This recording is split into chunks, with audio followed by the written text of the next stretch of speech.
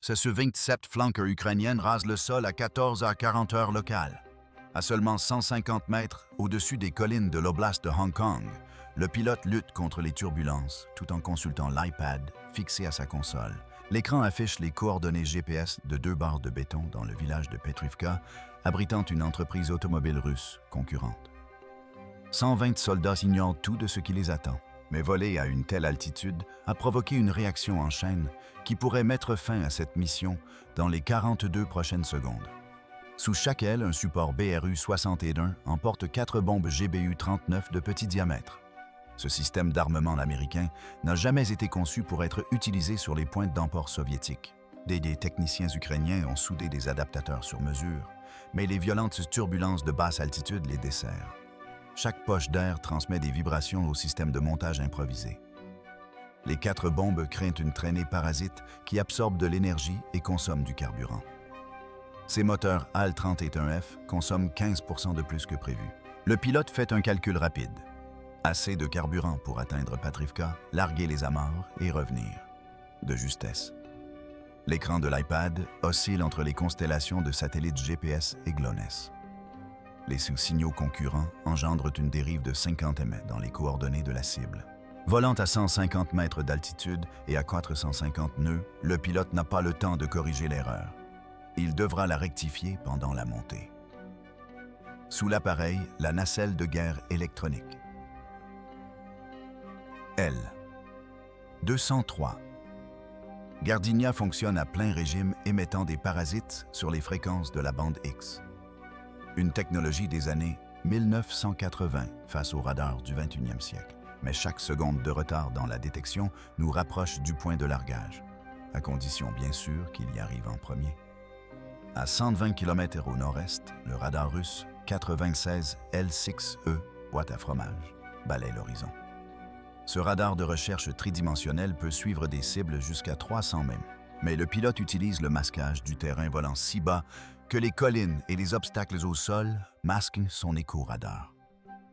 Toutes les quelques secondes, il franchit une crête et le radar le détecte brièvement. Dans son casque, le récepteur d'alerte radar SPO-15 Berosa émet des signaux sonores intermittents. Le système d'alerte radar soviétique ne peut pas faire la différence entre un balayage informel et un ciblage actif. Cette incertitude pourrait s'avérer fatale, mais la véritable menace s'active rapidement à 60 km. Le radar de conduite de tir 92N6 du S-400 prendra alors le relais. Et lorsque cela se produit, le pilote n'a que quelques secondes avant qu'un missile 48N6A ne fonce sur lui. Sa seule défense est de rester sous l'horizon radar. Mais cela implique de voler dans l'air dense et turbulent près du sol. À 7 km du point d'apparition du missile, le pilote effectue une vérification de la procédure.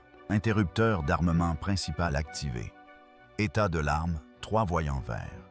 Un voyant orange clignotant sur la station 4. Problème de mise à la terre connu avec l'adaptateur ukrainien. Paramètres de déclenchement chargés mais à vérifier. Les turbulences rendent la lecture des instruments aussi difficile que d'écrire pendant un tremblement de terre. À la base militaire de Petrivka, l'officier de service surveille les relevés radars de routine. L'opérateur du système de contrôle de la base signale des contacts intermittents, probablement dus à des interférences au sol ou à la circulation civile longeant la frontière. Le système de défense antimissile Panzer S, un de la base, est hors tension pour maintenance programmée. À l'intérieur des 2 baraquements des soldats, se détendent. Ils sont à 74 km de l'Ukraine, en plein cœur de la Russie. Qu'est-ce qui pourrait bien les atteindre là-bas? Soudain, le SPO-15 passe de bips intermittents à un bourdonnement continu. Nouvelle menace, Capcent 95 DEG. Un radar d'acquisition SA-20 est un Growler de Belgrade, l'a repéré lors du franchissement d'une crête. Plus question de se cacher. Le pilote pousse les manettes des gaz à fond et tire sur le manche. Mais ces 42 secondes pourraient bien être les dernières de sa vie. Le pilote subit une accélération de 4,5 G. Le Su-27 s'élança vers le ciel à un angle de 60 degrés. L'horizon disparut remplacé par un ciel bleu azur. En quelques secondes, il troqua la sécurité de la basse altitude contre la vulnérabilité de se retrouver dans le faisceau de tous les radars de l'ouest de la Russie. Mais les lois de la physique imposent de l'altitude. Les GBU-39 ont besoin d'altitude pour atteindre leur cible. Le calcul est simple, atteindre 8534 mètres, 28,0 pieds en 42 secondes. Dans le cockpit, les voyantes d'alerte s'illuminent comme un sapin de Noël. Le système de commande de vol électrique du Su-27 proteste contre cette manœuvre audacieuse. 4 bombes américaines de 13 quilles, 250 livres modifient le centre de gravité. L'appareil n'a pas été conçu pour cela. Le pilote lui aussi lutte pour garder son petit déjeuner dans l'estomac, tandis que les forces G le plaquent contre le siège éjectable. Sa main gauche actionne les manettes des gaz, tandis que sa main droite agrippe le manche, sentant l'avion tanguer et se débattre. Le SPO-15 émet son alarme la plus forte. À 20 km derrière un missile solaire 48 N6U s'élève sur une colonne de flammes. L'arme montera à 35,0 pieds, puis plongera sur sa cible à Mach 12. Mais les missiles obéissent aussi aux lois de la physique. Au sommet de la montée du Su-27, le pilote pénètre dans un sanctuaire éphémère, la zone morte cinématique, où le moteur du missile s'éteint, mais où l'appareil n'a pas encore amorcé sa descente terminale. Il doit parfaitement synchroniser ce moment. À 7620 mètres, 25,0 pieds, le moteur AL-31F gauche entre en action. Le compresseur cale dans l'air raréfié perturbé par le profil de vol non optimal dû à l'emport externe. Le pilote reprend ses réflexes. Manette des gaz gauche réduite à 95% actionnée simultanément avec la manette droite. La surtension disparaît, mais au prix d'une précieuse perte d'altitude. Sur l'affichage tête haute, il voit les chiffres grimper 26,0, 26,500.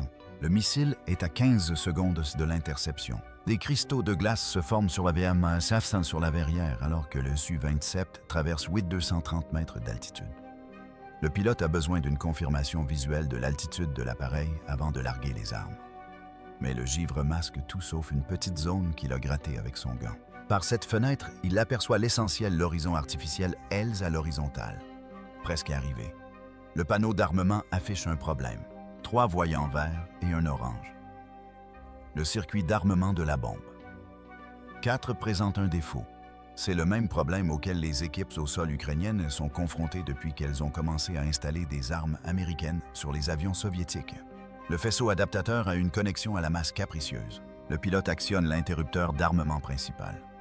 Toujours orange, pas le temps de chercher la panne.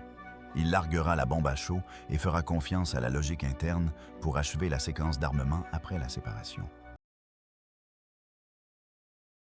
À 28,0 pieds, le pilote se stabilise pendant exactement 3 secondes, laissant le temps à l'ordinateur de bord de calculer les paramètres de largage. L'iPad, désormais stable dans l'air calme de la haute altitude, affiche des triangles verts superposés aux bâtiments cibles. Le système a trouvé la solution. Derrière lui, le missile SA-21 atteint 33,0 pieds. Son système de guidage commence sa recherche. Les lance-leurres AP-50 s'activent automatiquement, chaque paquet se dispersant en des milliers de fausses cibles. Mais les leurres ne sont efficaces que si vous manœuvrez. Le pilote largue les bombes en séquence. Les bombes 1 et 2 quittent le pylône gauche avec un bruit sourd. Une demi-seconde plus tard, les bombes 3 et 4 quittent la droite. Le voyant orange de la bombe NEDG 4 passe au vert dès qu'elle se sépare. Le circuit se ferme automatiquement par déconnexion. 4 bombes GBU 39 sont maintenant en vol. Leurs ailes en forme de losange se déploient tandis qu'elles entament leur long vol plané vers 2 bâtiments remplis de soldats russes qui ne se doutent de rien. Que la dernière bombe est explosée, le pilote enfonce le manche à fond dans une descente en piqué brutale. L'altimètre tourne à toute vitesse, affichant l'altitude au lieu de pièces. Derrière lui, le missile SA-21 atteint son point culminant. Le système de guidage repère une cible qui plonge vers la Terre. Au moment où le missile s'incline pour la poursuivre, le Su-27 plonge à moins de 4572 mètres d'altitude. Déjà en dessous de la zone d'engagement, le missile s'autodétruit, dispersant des fragments coûteux sur des terres agricoles désertes. Le pilote a peut-être fait sa part, mais la mission n'est pas encore terminée. Pendant qu'il pique du nez pour se mettre à l'abri, 4 bombes intelligentes américaines entament le jeu de physique le plus meurtrier jamais joué. Les 4 bombes de petit diamètre se déploient en formation d'attaque. Chacun transporte 16,3 kg d'explosifs et survole 74 km d'espace aérien russe. Leurs ailes de type Diamondback leur confèrent un taux de finesse de 15 tonnes. Ils avancent de 5 de 15 mètres pour chaque mètre de perte d'altitude. Mais d'abord, ils doivent se frayer un chemin dans le champ de bataille invisible de la guerre électronique qui sature le spectre entre l'Ukraine et leur cible. À 30 km de Patrivka, un véhicule de guerre électronique R-330. Zytel déploie ses antennes spiralées. Le système cible spécifiquement les fréquences GPS inondant les bandes L1 et L2 de bruit conçues pour perturber les armes américaines.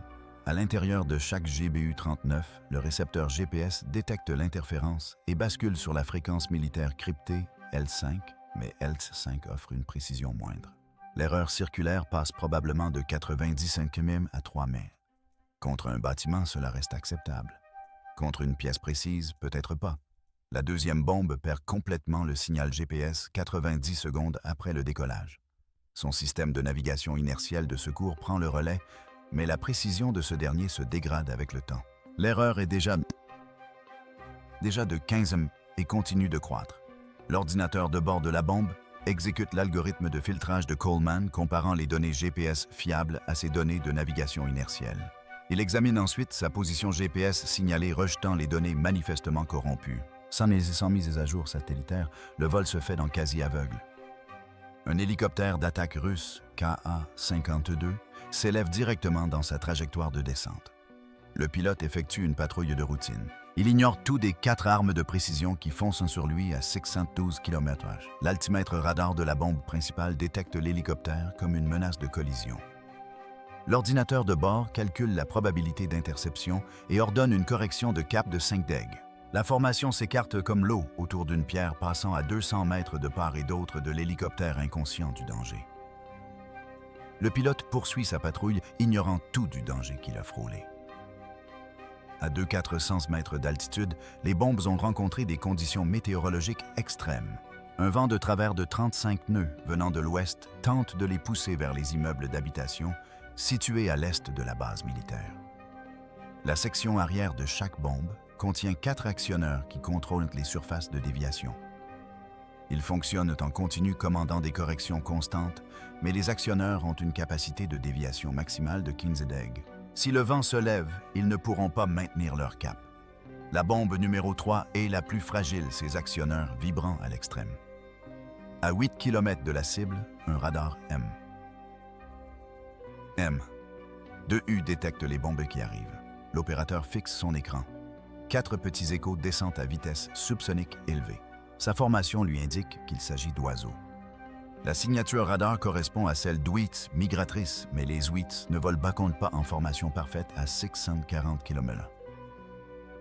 Il identifie les contacts et les transmet à sa hiérarchie. Le temps que quelqu'un comprenne ce qu'il voit, il sera trop tard. La guerre électronique s'intensifie. Le système Zytel augmente sa puissance pour tenter de saturer les récepteurs GPS de la bombe. Mais les GBU-39 utilisent des antennes à faisceau directionnel qui rejettent les signaux de brouillage. C'est une partie d'échec numérique qui se joue à la vitesse de la lumière. La deuxième bombe retrouve soudainement le signal GPS. Son erreur de position atteint Trent M, mais le filtre Coleman affine la solution et la remet sur sa trajectoire. À 2 minutes de l'impact, les bombes ont parcouru 500 mètres et convergent vers leur cible. Du sol, ils sont invisibles, trop petits pour être vus, trop silencieux pour être entendus. Dans la caserne, des stagiaires et des soldats jouant aux cartes et discutant de football. Dans le bâtiment ouest, on sert le dîner. Quelqu'un se plaint que le repas est encore froid.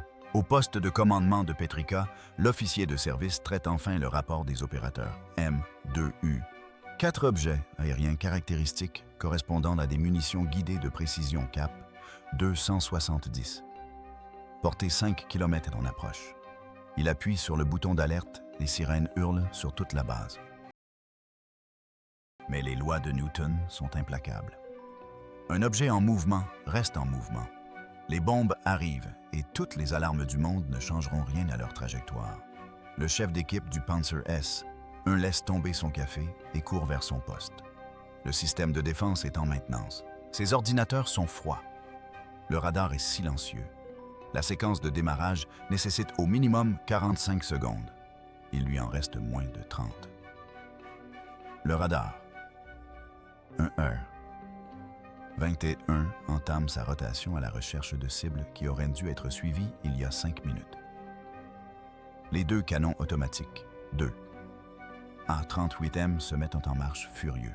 Les vérins hydrauliques hurlent tandis que les canons de 30 mm pointent vers le ciel. L'ordinateur de conduite de tir démarre tentant de résoudre un problème insoluble, suivre 4 objets plus petits que des ballons de football, se déplaçant à 612 km/h déjà hors de portée des missiles. Les 57 missiles solaires. E-6 dans leurs tubes sont inutilisables. Il leur faut 1 à 2 km pour s'armer. Les bombes se rapprochent trop vite. C'est le chaos. Patrivka, les soldats sortent des bâtiments en masse. Certains plongent dans les sites somnantes, plongent dans les fossés, d'autres sont paralysés par la confusion. Le radar du penseur finit par repérer les cibles, en quelque sorte. Les 4 tirs sont si rapprochés que le système ne parvient pas à les distinguer. L'ordinateur choisit par défaut de cibler le centre de la formation. Les 2 canons automatiques se mettent en marche, crachant des obusiers en tungstène de 30 mm à une cadence de 5,0 coupes par minute. Le ciel se remplit de métal, mais les GBU-39 présentent une signature radar plus petite que celle que le système a été conçu pour détecter. Les obus du canon fendent le vide passant à 30 m derrière la bombe de tête. À 150 m d'altitude, la 3e bombe parvient enfin à se libérer des turbulences. Une zone d'air stable permet au gouverne de prendre appui, la ramenant sur sa trajectoire. Les 4 bombes perçant le rideau de feu défensif. Les canons du penseur balayent frénétiquement la zone, tentant d'anticiper les cibles déjà dépassées. Début de la phase terminale. À 14h51 et 3 secondes, la première GBU-39 perce le toit comme une asse en aiguille de 113 kg. Le cône en acier trempé de l'engin pénètre 2 étages de béton précontraint avant que la mèche FMU 152 n'atteigne son délai programmé. Au cœur même du bâtiment, 16,3 kg d'AFX 757 explose. L'explosion crée une onde de surpression de 345 bars, 5,0 PSI se propageant à 5 km/s. Le béton ne se contente pas de se briser, il se liquéfie. L'acier ne se contente pas de se plier, il se vaporise. La façade est du bâtiment explose vers l'extérieur, les fenêtres se transformant en projectiles, les murs en armes. 17 secondes plus tard, une éternité dans la balistique terminale. La bombe numéro 2 frappe la partie ouest du même bâtiment. Les 2 armes atteignent leur cible à moins de 2 mètres des coordonnées visées. La structure déjà en ruine s'effondre sur elle-même comme un hôtel démoli. La caserne ouest est touchée par les 3e et 4e bombes presque simultanément. La première explosion pénètre dans l'entrée principale atteignant la cage d'escalier centrale où les soldats se précipitent vers des issues désormais inexistantes. La seconde perfore le toit en son centre lorsque 33 kg d'explosifs détonnent en 1 seconde dans le même bâtiment. Les ondes de choc se rencontrent et se multiplient. La structure ne s'effondre pas, elle se désintègre. Les murs sont projetés vers l'extérieur dans une explosion de destruction. En 30 secondes, 2 casernes en béton armé ont disparu. Chaque base militaire russe à portée de vol plané est désormais confrontée à un choix: bouger ou être anéanti. À bientôt.